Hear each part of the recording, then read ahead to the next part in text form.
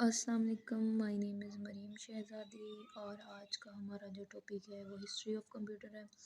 और history of computer में हम जो आज टॉपिक देखेंगे वो थर्ड जनरेशन ऑफ कंप्यूटर देखेंगे प्रीवियस वीडियो में। और उससे प्रीवियस वीडियो में हमने देखा था फर्स्ट जनरेशन ऑफ कंप्यूटर और सेकंड जनरेशन ऑफ कंप्यूटर। हमने देखा था कि उसमें कौन सी टेक्नोलॉजीज़ यूज़ हुई हैं, फर्स्ट जनरेशन में कौन सी टेक्नोलॉजी यूज़ हुई है और थर्ड जनरेशन में कौन सी टेक्नोलॉजी यूज़ हुई है, सॉरी सेकंड जनरेशन में कौन सी टेक्नोलॉजी यूज़ हुई है। तो और आज हम देखेंगे कि थर्ड जनरेशन के कंप्यूटर का पीरियड कौन सा था, उसमें कौन सी टेक्नोलॉजी यूज़ हुई है, उसके क्या बेनिफिट्स हैं और उसके क्या डिसएडवांटेजेस हैं।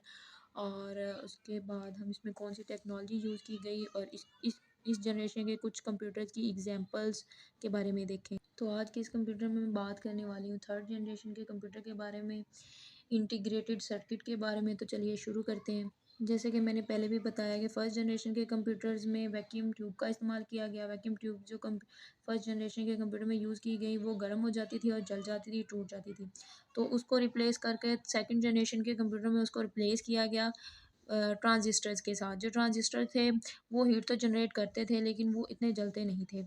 सेकंड जनरेशन के कंप्यूटर में ट्रांजिस्टर का इस्तेमाल किया गया। ट्रांजिस्टर जो थे वो वैक्यूम ट्यूब की में ज़्यादा मुफीद साबित हुए। और वैक्यूम ट्यूब जो है ना वो बहुत महंगी होती थी, जिसकी निस्बत जो है ना ट्रांजिस्टर्स वो सस्ते थे और कम चलते थे। ट्रांजिस्टर्स के साथ प्रॉपर वर्किंग हो रही थी कंप्यूटर के अंदर।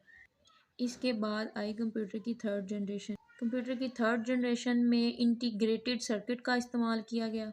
इंटीग्रेटेड सर्किट में थाउजेंड ऑफ ट्रांजिस्टर्स का यूज़ किया गया। मतलब एक इंटीग्रेटेड सर्किट चिप में हज़ारों की तादाद में ट्रांजिस्टर्स लगाए गए, जिसकी वजह से कंप्यूटर के साइज़ में भी कमी हुई, उसकी वर्किंग में भी बेहतरी आई।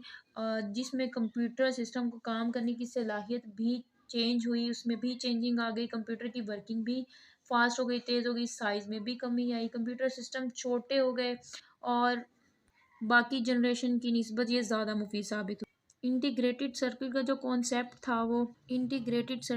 कॉन्सेप्ट है वो जैक सैनी क्लेयर क्लबाय ने 1958 में दिया। और फर्स्ट इंटीग्रेटेड सर्किट जो है ना वो 1961 में इवेंट हुआ और इसको यूज़ किया गया 1961 के अंदर।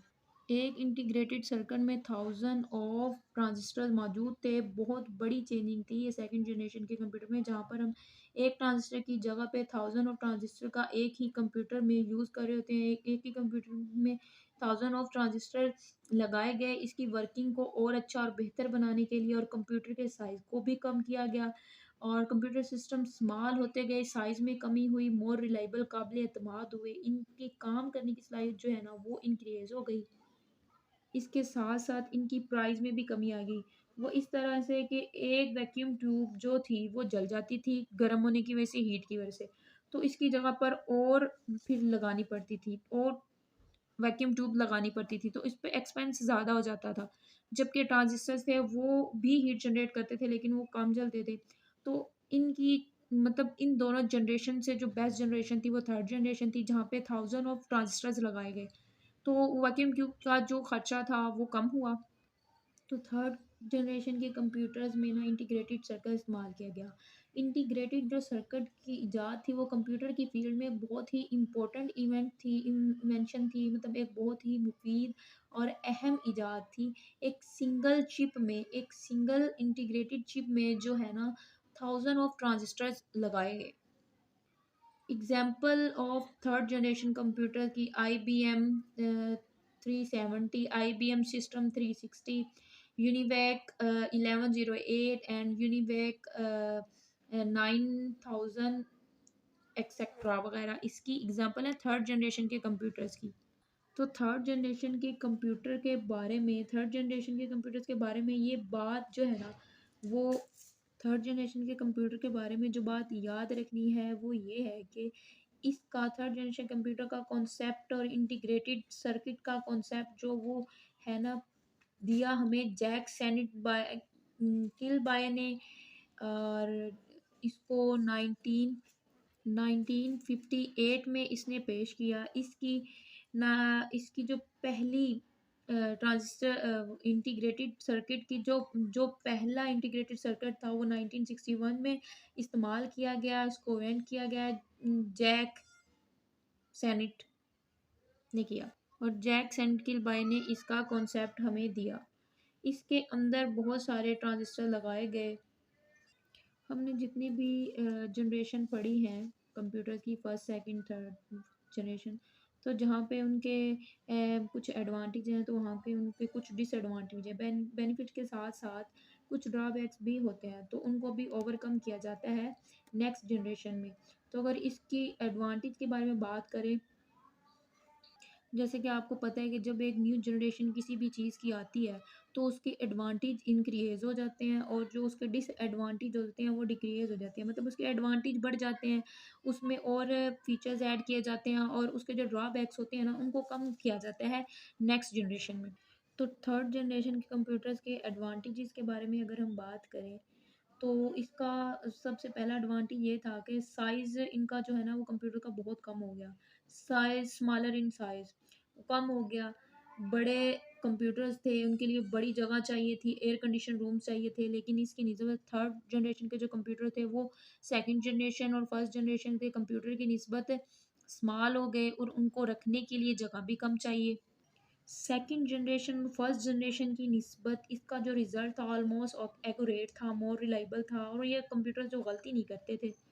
थर्ड जनरेशन के कंप्यूटर्स जो है ना वो लेस यूज़ एनर्जी, इसमें इलेक्ट्रिसिटी जो बहुत कम यूज़ हुआ करती थी, मतलब इसमें बहुत कम एनर्जी और बिजली का इस्तेमाल होता था as compared to first and second generation. और इनकी जो स्पीड वर्किंग वो बहुत अच्छी थी as compared to first and second generation. ये डाटा की कैलकुलेशन करते थे नैनो सेकंड में, और जो सेकंड जनरेशन के कंप्यूटर थे वो सेकंड जनरेशन जो कंप्यूटर थे ना वो कैलकुलेशन करते थे डाटा की माइक्रो सेकंड में, और ये नैनो सेकंड में डाटा की कैलकुलेशन करते थे। तो ये बहुत ही कम टाइम में ज़्यादा कैलकुलेशन कर लेते थे। थर्ड जनरेशन के कंप्यूटर्स में फ़ैन्स का यूज़ किया गया ताकि इसकी गर्मी को कम किया जा सके। जब हीट पैदा होती थी तो वैक्यूम ट्यूब जल जाती थी, ट्रांजिस्टर जल जाते थे। तो इस तरह से तब वो एक ड्रॉबैक ही था। इसमें फ़ैन्स का यूज़ किया गया ताकि इसमें गर्मी जो है ना वो ना पैदा हो, अगर गर्मी पैदा हो तो उसको कम किया जाए और कम नुकसान हो। तो चलिए हम इसको लफ्ज़ी तौर पर पढ़ लेते हैं कि third generation of computer, the period of third generation was from 1964 to 1971। 1900 1964 से 1971 का जो दौर था वो थर्ड जनरेशन के कंप्यूटर का था। इस दौर में थर्ड जनरेशन के कंप्यूटर अवेलेबल थे। In integrated circuit technology was use in this generation. इस जनरेशन में थर्ड जनरेशन के कंप्यूटर्स में इंटीग्रेटेड सर्किट टेक्नोलॉजी का यूज़ हुआ, जबकि फर्स्ट जनरेशन के कंप्यूटर्स में वो वैक्यूम ट्यूब टेक्नोलॉजी का यूज़ हुआ, और सेकंड जनरेशन के कंप्यूटर्स में ट्रांजिस्टर्स का यूज़ हुआ। A single integrated circuit can replace many transistor. एक single integrated circuit replace many transistor, मतलब एक सिंगल सर्किट जो है ना चिप में बहुत सारे ट्रांजिस्टर का हज़ारों के हिसाब से ट्रांजिस्टर जो है ना वो लगाए गए। The this technology increase the power of a computer. इस टेक्नोलॉजी ने कंप्यूटर की ताकत को, कंप्यूटर की पावर को बढ़ा दिया है, एंड लोअर इट कॉस्ट, और इसकी जो है ना जो है कॉस्ट में, इसकी कीमत में भी कमी लाई। These computer were quicker, smaller, more reliable and less expensive than their pre series. मतलब इसके जो पहले वाली जनरेशन के कंप्यूटर थे उनकी निस्बत ये लेस एक्सपेंसिव थे, मतलब मोर रिलायबल थे, तसल्ली बख्श थे, और स्मॉलर थे साइज में ये कंप्यूटर, और क्विकर थे, फास्ट थे, तेज़ थे, अच्छा काम करते थे बाकी दो जनरेशन जो इससे पहली थी उनकी निस्बत। Programming language Fortran two two four COBOL and Pascal PL1 were use in this generation. मतलब ये वाली प्रोग्रामिंग लैंग्वेज जो है ना इस थर्ड जनरेशन के कंप्यूटर्स में यूज़ हुई। Example of third generation computer IBM 360 series, the Honeywell 6000 series, the IBL 370, 168 etcetera वगैरह थर्ड जनरेशन के कंप्यूटर्स थे। अगर आपको मेरी वीडियो अच्छी लगी तो लाइक, सब्सक्राइब और शेयर कर दें। अल्लाह हाफिज़।